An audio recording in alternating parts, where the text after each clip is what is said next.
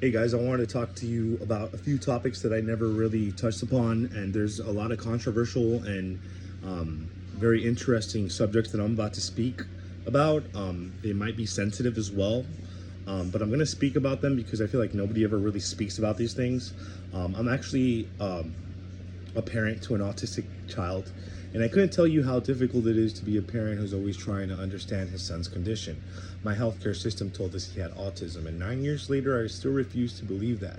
People ask me what's my problem all the time, but I've never walked a mile in my shoes. It's very hard to raise a child with autism, especially as a parent who refuses to believe that he has autism. I deal with this on a daily basis where my child struggles to learn, and then he also has a brother who doesn't have a problem, so his brother has to cope with the other child's problems. And growing up, and as a child growing up and understanding that you are not the same as everybody else is very difficult, especially when you don't have any friends at school, partially what my child goes through. I think interrogating children should be illegal. Sometimes kids will say anything just to go home and end up in protective care because a full-grown adult cop had the idea something was going on. A child can have an extreme imagination. There's actually a study that says a full-grown German Shepherd has the same brain as a third-grade child. Now, if you are talking about the Menendez brothers, you are glued to mainstream media. Right now, mainstream media is the only thing people believe in. And honestly, I don't even watch TV because it's all bullshit to me. I don't want to turn on my TV and watch two gay people kissing, for instance. The YouTube parental settings don't work.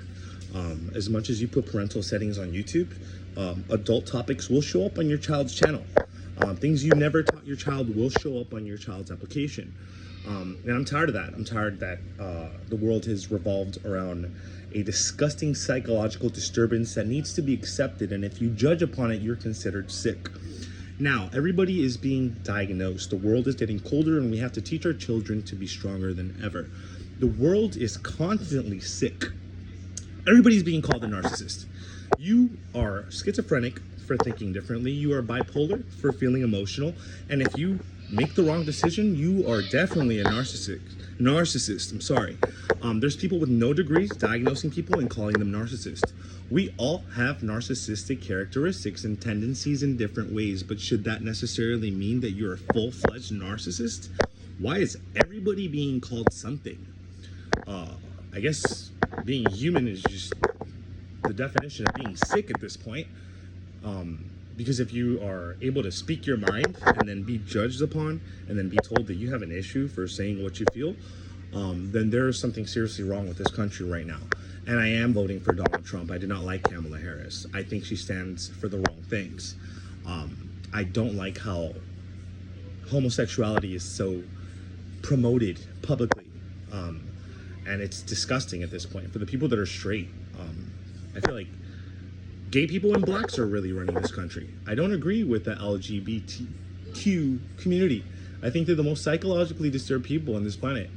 I really want Trump to make America great again, and I want Trump to make America straight again.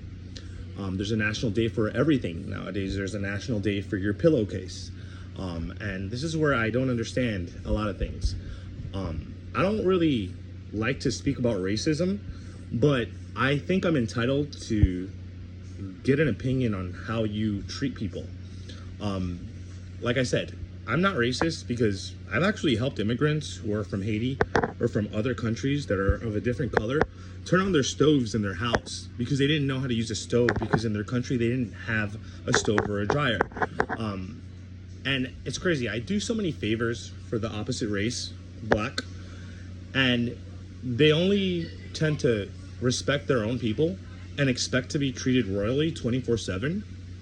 The last time I had an interaction with a black person years ago, I went to their house, they asked me to take off my shoes, and they asked me if I could please turn up their AC, and then they asked me if I could take out their garbage.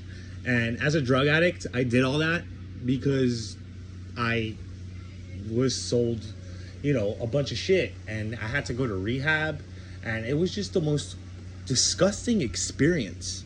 And I feel like our country is being ran by these people with a different behavior than your average white person. It's a little bit appalling to the white person when a black person commands you to do something. And you have to do it because their behavior is not normal. There's no civil discussions in the black world. It always ends up a fight. It's not normal. And these are the people running your country right now.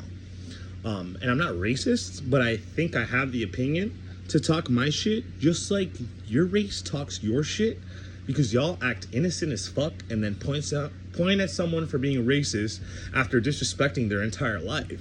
That doesn't make sense to me.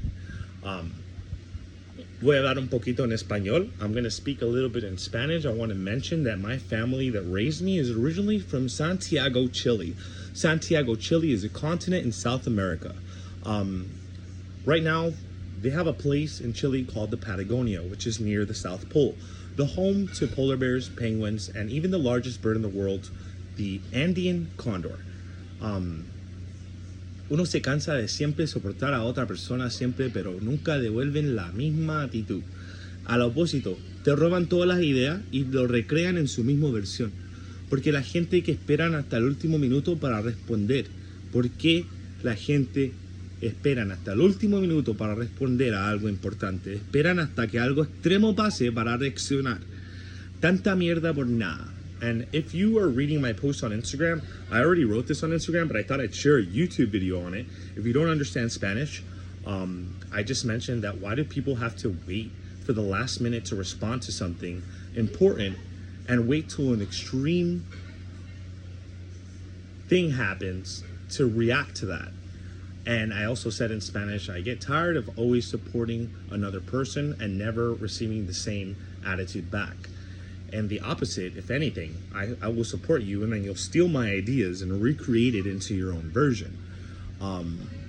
So these are multiple different topics. Estos son diferentes tópicos de diferentes cosas y las quiero hablar. I want to speak about it. I'm Latino, and my family migrated here as an immigrant legally through the proper paperwork and through a fundamental program and the proper credentials. They did not come here on a boat or illegally and started working under a table. The problem I think Trump has right now is that a lot of people come from other countries and they start doing a bunch of illegal shit, and that gives Latinos such a bad rap. Like, same for black people. Not all black people are mean, but the majority of black people are fucked up, to me at least, and that gives you such a bad rap. And it's sad. It's sad because not all of us are the same. We're all a little different. And I am voting for Trump. I don't like Kamala Harris. I think she's a power mongrel. And I don't think the first lady in the White House should be black. If there's gonna be a first lady, she should at least have blue eyes and have blonde hair. But that's just me, because that's what I grew up as, looking at the American person. And that's what was my definition of an American person. Blah, blah, blah. Okay, so I want to talk about zoos. I want to talk about how zoos tend to captivate animals and then use animals as a resource for education. There's this thing called zoochosis. Zoochosis is instead a disease that stems from outside forces, from the extreme sensory deprivation that zoos and other forms of captivity impose on animals. Zoochosis is a mental disorder that manifests in abnormal and often unhealthy physical behavior. So if you're a zoologist or you're some type of educator that has an animal and you use that animal to educate other people on how great that animal is or what species they are or how they're endangered, that's amazing. That's fantastic that you can educate someone on an animal. But do you ever ask how the animal's feeling for being in that cage the whole day and night being fed scraps and shit? And this is why I went to SeaWorld. I went to Discovery Cove. SeaWorld is an aquarium full of sea life and aquatic animals. They have a program called Discovery Cove where you are allowed to interact with sea life. And they show that fishing is wrong while capturing wild orcas in Alaska and it's psychotic. It doesn't make sense. How are you going to promote that fishing is bad when you're poaching orcas for education to people? When me and my family went to Discovery Cove, I was swimming with the stingrays, tropical fish, and sharks. And I swam by the shark encounter section because Discovery Cove has a shark encounter section where you're allowed to play with the sharks. They were removing a dead shark from their touch tank. And this is where I feel like people have a false meaning of everything. Like, comment, or share. Let me know how you guys feel. Have a good day. Vote for Trump, not for Kamala.